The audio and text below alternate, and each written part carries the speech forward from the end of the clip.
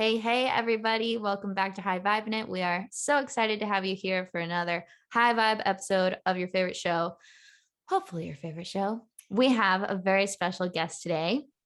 Miss Molly is joining us to talk about, well, I'm going to leave it a surprise. It's going to go in lots of different directions. I can already feel she's a very interesting individual with lots of cool expertise to share with us, I'm sensing. So Molly is the creator of Wild Hearts Rise Up, and I'll have her tell everyone what that is and what she does.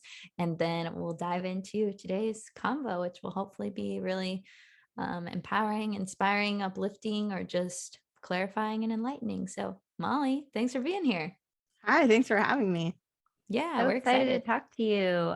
It's Mandelberg, right? In case Yeah. anybody, if you know who she is, if you know, Molly Um, Mandelberg. Molly. What a MM. name. Can I call you MM? Okay. So let's enough of that beeswax.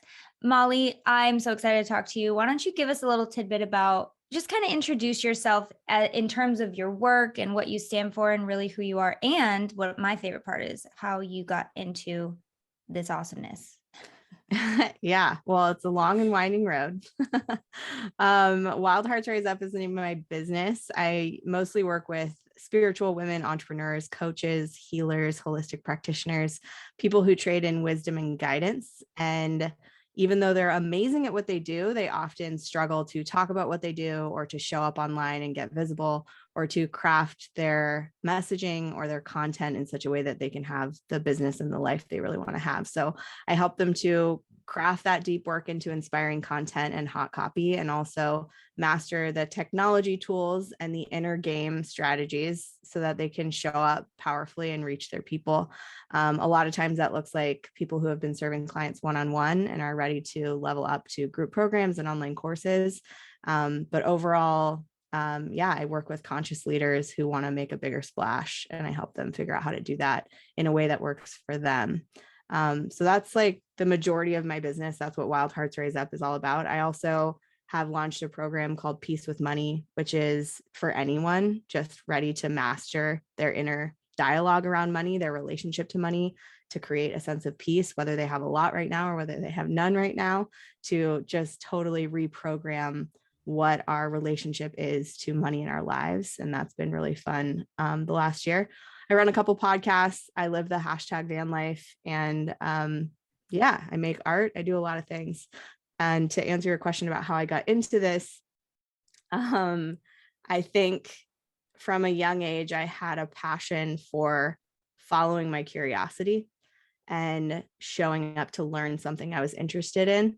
And I knew I wasn't going to settle for something that I didn't love. So I worked a lot of dead end jobs for short time so that I could keep traveling. I've been nomadic for about 13 years. And a lot of reading books, a lot of studying personal development, a lot of sort of following my way to different workshops and conferences and events. And then in 2014, I sort of accidentally started my business. And the first couple of years were still that meandering journey of like, what do I really want to do? Who am I really? What do I want to stand for? What am I all about? What interests me? And I followed that until accidentally getting good at some of these online marketing strategies. And that's how my business kind of took off. I love Very that. cool. I Yeah. love that you are like the most holistic business coach I've ever heard of. Because I'm people kind are of just like, a hippie that likes marketing. Yeah. yeah, people are always like, oh, I need help with like structure my business, or oh, I need help with the mindset, but you like do it all. So I think that's pretty cool. And just So your whole where, story is sweet. yeah. So where do you originate from? We moved around a lot when I was a kid, but I grew up mostly in Oregon. Okay. And Oregon. yeah, right at this moment, I'm in California. I sort of fell in love with a guy who lives in a house. So I've been traveling a little bit less the last 6 months. But I've been nomadic for most of the last 13 years, like I said. And there's been a few stints here and there where I lived in one place for 4 or 5 months. I once signed a 6-month lease and broke it a month early. So I really am a vagabond and a traveler at heart. I'm most alive when I'm moving around. I love it. I was born in Florida, grew up in Michigan, moved to California when I was 20, met a guy, fell in love, and now we're in Vegas and we have 3 kids in a house. So Nice.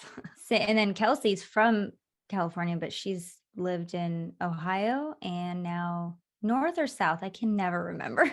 You can't remember them in the South, girl.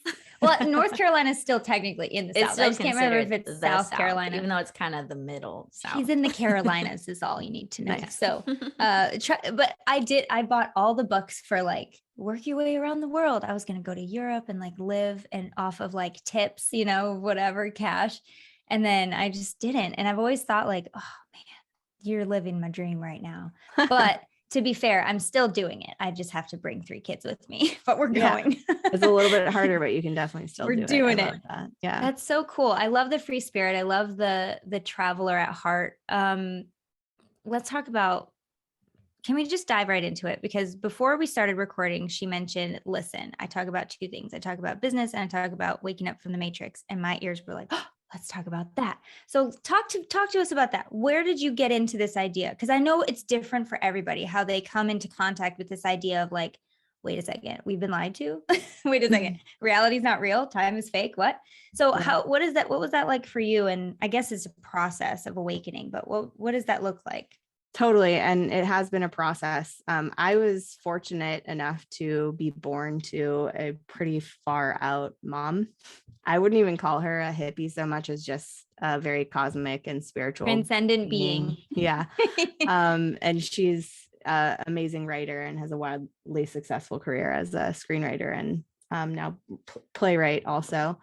But she raised us believing in what's now called the law of attraction, which is basically that we are beings and bodies and that there's a lot more going on energetically than this reality can really account for.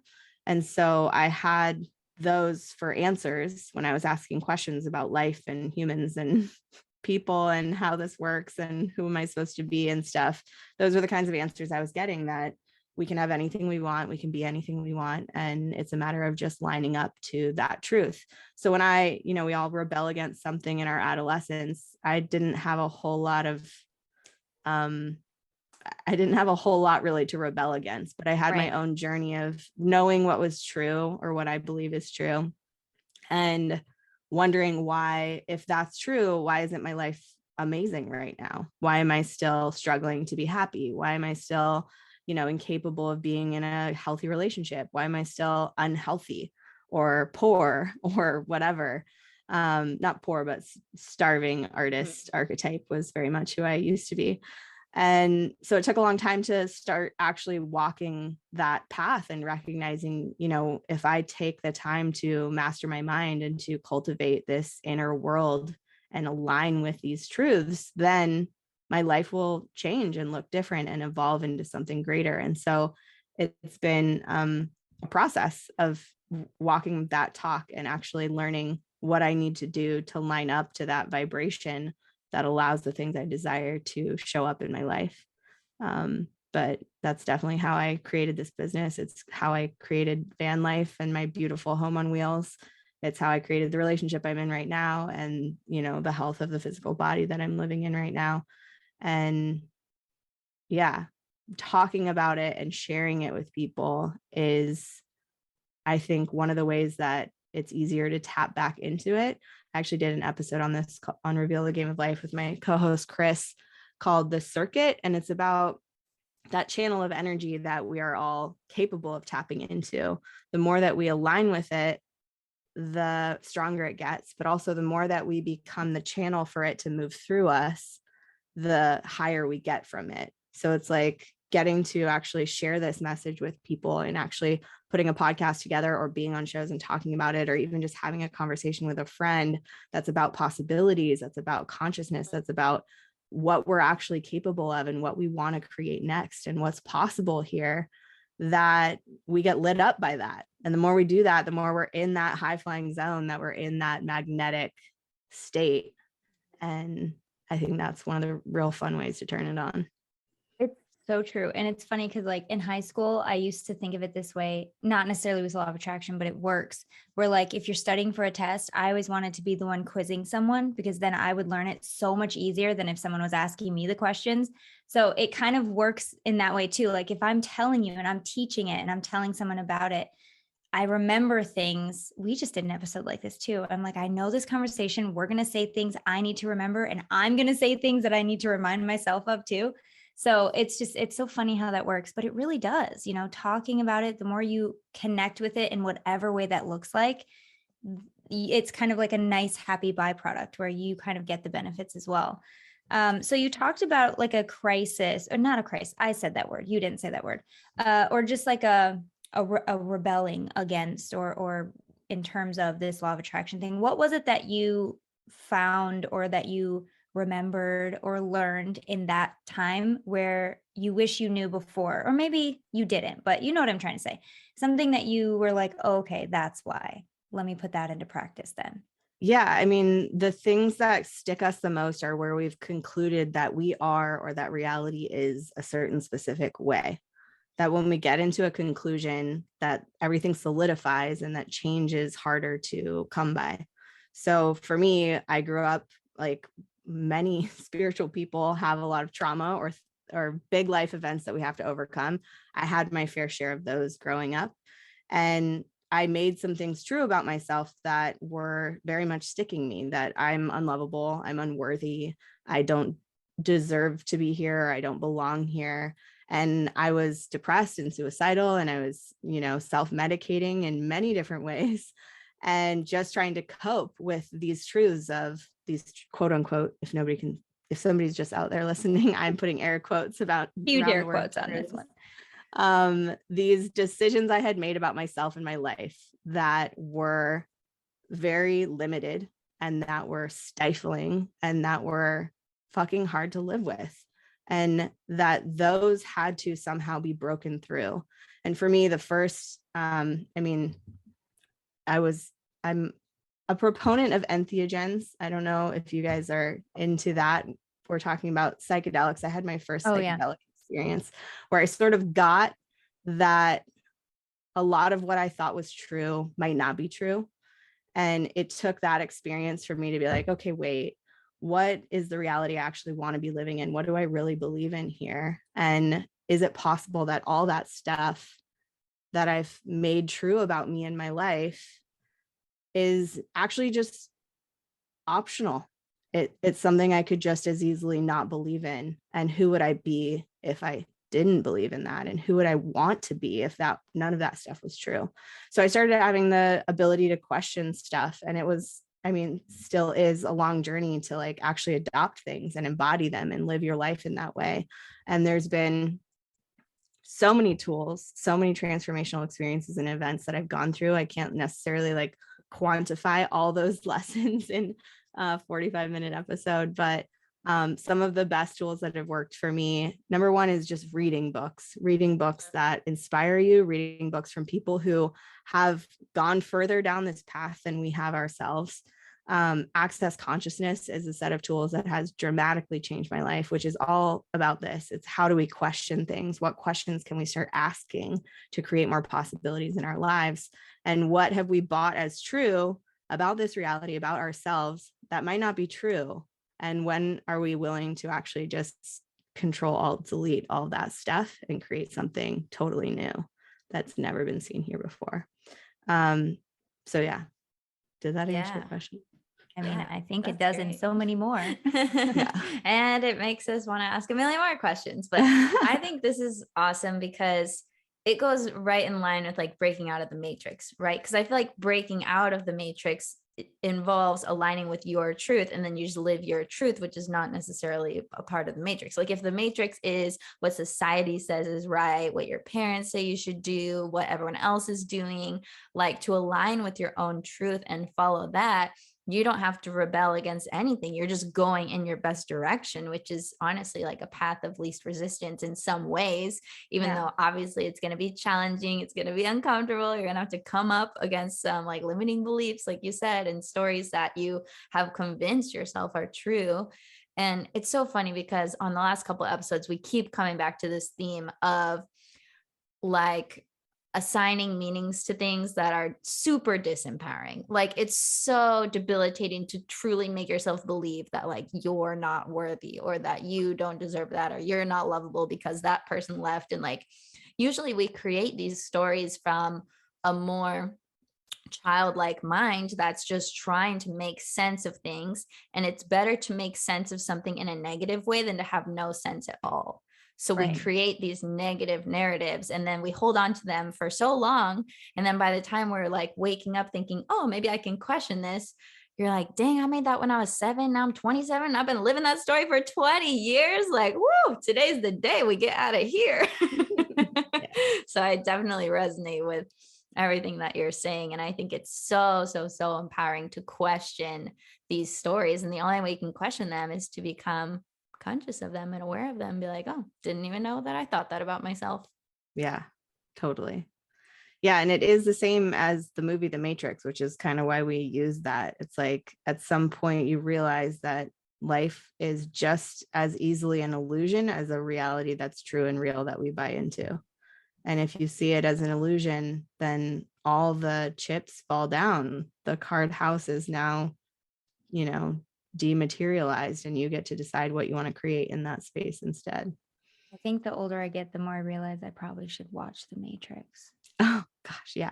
Have you seen it, Kels? I've never seen it. Yeah, but every time I watch it, I get so grossed out that I never make it to the end. I'm like, ew, this movie's so gross. I always thought it was Everything's like a guy slimy movie. and disgusting. And I'm But like, I never ugh. like looked for what it was actually about. But then again, I was like a teenager or something when it came out. So I didn't really care. I didn't care then. And now that I know what it's about, I'm like, I would love this movie. I feel like I'd really like it. Yeah. Anyway. So you're right though, and people reference it all the time. The Matrix is real. The Matrix is real. Like things in that movie that line up so well with like what people are realizing, and to an extent, what's actually going on. Not that I do know that they're plugged in to basically they're like fetuses or whatever. And I know that's hopefully not what's happening. But well, it's more of a metaphor, I think, definitely. And that, could you imagine? Well, we don't know. Oh, we don't know. So But creepy. yeah, the idea is that once you get that this reality is a made up thing, or just as easily a made up thing as a real thing, you become all powerful. You become the like creator of your life. You become the potency that can change things at will, that can stop bullets, that can move faster than time. Like, well, you're right. And the easiest way that I've learned without the movie, to really make sense of this is, Deepak Chopra talks about this a lot. And he actually, his book, Metahuman, the very first chapter he goes into, I think it's like the acknowledgement, the prefix, whatever. He goes, colors aren't real. What you're seeing is your mind trying to make sense of stuff. Your peripheral is filling in blanks all the time, and everything's just a blank space that our program has taught us to create substance and matter and like all these things to it, when really this isn't. And it's just like so mind bending to think this chair is here, but it's not, like time is real, but it isn't. It's just, once you go down that rabbit hole, it's like very eye-opening, and also like my brain hurts a little bit, but like in a good way. Kind of like I can't make sense of it, but I know it's true. You know what I mean? Like I feel like that confirmation, but at the same time, it goes against everything. It goes against everything. How do you reconcile that?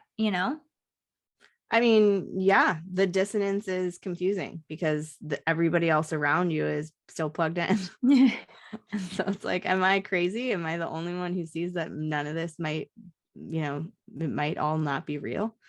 And that is, there's a lot of memes and TikTok videos now that's like, oh, I awoke spiritually and now I have no friends and everybody in my life is gone. It's like, yeah, that might happen. Some of the people you think are your closest people might not be able to be with the possibilities you become present to when you step out of the game. Absolutely. I heard this metaphor a while ago when I was relating to my mentor, one of my mentors at the time, how people in my life didn't understand what I was doing. I'm a hypnotherapist and I do past life regression, and I'm very spiritually into that matrix and consciousness. And there were a lot of people that didn't get it. Not only didn't get it, but almost were like judgy, very judgy. And my mentor said something so brilliant. And she said, they're just not, you're on your path, they're on their path. And listen, when you graduate from kindergarten and go into, went from kindergarten all the way to 5th grade, you can't get mad at the kindergartners for not knowing the same math equations that you know. And I know that it can, like, that's a little bit of a weird one, but it does make sense. When you're here, not, spiritually, you can't be mad that they're not with you. But at the same time, they can't be mad at you either. It's just what it is. So, you know, kind of, it helped me reconcile the fact that like, there's nothing wrong with me. There's nothing wrong with them. We're just in different, we're in different places, and that's okay. Maybe in the next life they'll have this path, but in this one, this is my path and I'm good to go. So that kind of helped. If anybody is going through that right now, like maybe that helps. Yeah, definitely. And that those might be, there might be a gap, and that doesn't change the fact that you're allowed to go. You're allowed to go big. You're allowed to be who you're becoming. And the people who fall away will probably still be caught along in the tide of the wave that you're riding. Oh yeah. So choosing to go where you're going is still a contribution, even if some people seem to exit your life. Oh, I love that. Go ahead, Kel. I found too, like when I went through that stage where everyone was falling away and I was becoming alone, I was like, oh, this is terrible. I don't want to be this is woke if it means I'm going to have like no connection. But then like once I got past that phase and I became, let's say if there's levels of wokeness, when I became more woke than the woke that I thought I was before, I was literally able to connect with anybody. Cause I feel like there's a part on the spiritual journey where you're like, I'm so spiritual. I can't be friends with non-spiritual people. I don't want to be friends with people who don't believe the same stuff as me. I don't want to hang out with those people unless we can talk about aliens. But then you just come to a point where you're just like, everyone's a person. I'm a person. Even if we don't believe the same stuff, like I can find value in every friendship, every connection, every relationship. So just know that there's like hope on the other side of the lonely chapter where you just like get past that and you can honestly connect with everyone more deeply. And more people are waking up, and the magnetics of you choosing to continue evolving draw more people who are on that path to you. Totally. Yeah, it's true. For sure. I also have two other things I want to say. I have a question that I'm going to ask you that I wrote down so I wouldn't forget it. So we'll get to that next. But before I forget this point, here's where I'm at with this thing, this idea of like everything's an illusion, right? Because like from a spiritual perspective, there's like illusion aspects to this life. But then I feel like people can get in trouble with that because then they just use it as a cop out. Like a lot of spiritual people be like, oh, my life's just an illusion, so I shouldn't even try, or I shouldn't even care. This isn't real anyway. And it's like, okay, yeah, maybe from one perspective it's an illusion, but also like you're a human in a fucking body in a fucking life. Like you are doing on purpose. it. And like let's not forget, like it's real. on purpose. Like if I slam my head into this desk believing that it's all an illusion, like it's gonna fucking hurt. The desk isn't just gonna like evaporate into nothingness. Do you guys like have that that thought about it too, or am I just like this is like the like of my life, this exact topic has been a conversation more than literally anything else. Perfect. My dad is like very heavily non-dualistic, where everything is nothing and nothing is everything, and he takes that and says, great, doesn't matter what I do, I don't have to do anything, and that's my life. And great, I'll just ride my bike and enjoy myself. And I'm like, great, yes. And like, what else can we create if everything is nothing and it's all an like a game of imagination? Like, let's make some awesome shit happen. And so I take it on the side of like, how cool, look at all this opportunity, look at all these possibilities. What would I like to create? What kind of life do I want to live in? What kind of experiences do I want to have? What kind of people do I want to interact with? What kind of impact do I want to make on all these other little beings of light that are not little, but other beings of light that are around me? And how much like magic can we instill in this life and living in this reality around us on our, short blip of a lifetime that we get to be here? And so those are definitely the two sides of the coin of, do you want to use this as a reason to not do anything? Or do you want to see how far down the rabbit hole goes, to quote another line from The Matrix? I like that. My biggest challenge is, I've kind of talked about this a little bit, where I'm having trouble becoming as woke and evolved as I ideally would want to be, because I don't want to forget my humans. I don't want to leave her behind. I came here on purpose. I know I did. I chose this body. I came in this timeline to do what I got to do. I don't want to lose that. And so I think a lot of people, hopefully maybe, would be feeling similar of like, but how woke is like too woke? How awake is too awake, to where you forget that you're still a human, as Kelsey said, and you just expect the desk to fall away when you slam your head into it. Or, like people will talk about that. There are people on TikTok and other places that I've seen that are like, I only eat sunlight. I'm like, what are you talking about? What are you talking about? Have a chicken. I don't know. Do you know what I'm saying though? Totally, Like, yeah. Well, like, I mean, there's a couple aspects to that too, of like, what are you afraid is going to happen if you get too woke? What's the worst case scenario? Where does that belief already run you in some way right now? And also, like, are you the kind of person who, when you spiritually evolve and awaken, you're going to go so far as to only eat sunlight? That probably isn't you. Those people are on that path because that's where they were going to. And maybe that's what it is. Maybe because it seems so distant that I don't know who that person is. And I think a lot of people can relate to this, even talking about business goals or relationship goals or who their next level is. It seems so distant and so far away. Sure, I'd love that. It would be ideal. But since I don't know what that is, I'm afraid of it. Right.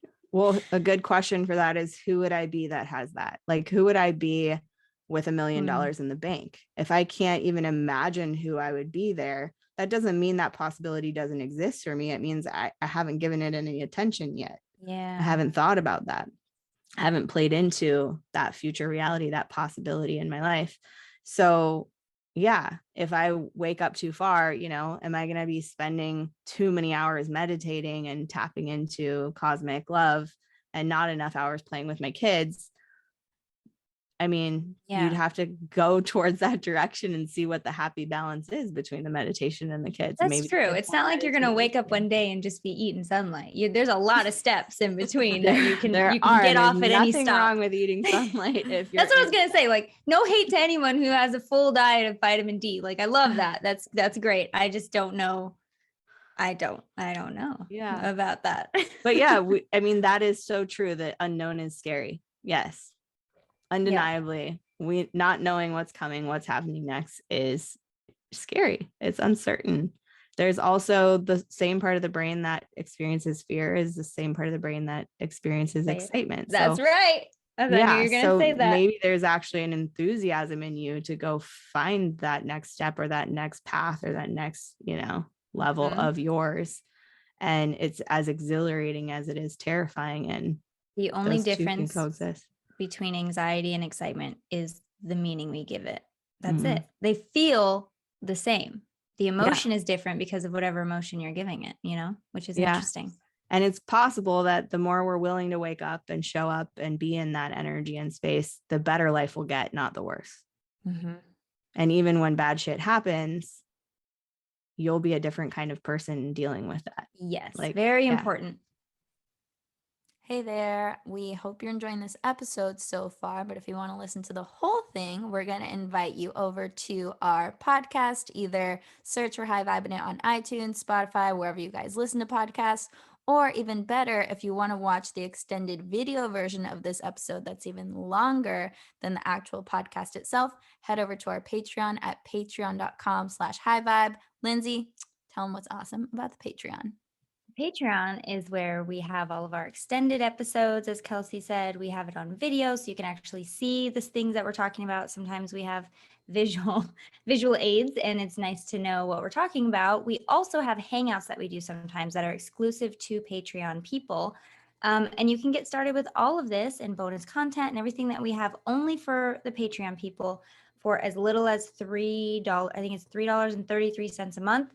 And that's it. And you guys can get all the benefits and all access to everything that we put in there. Really cool. It's really cool, really fun, super easy to join.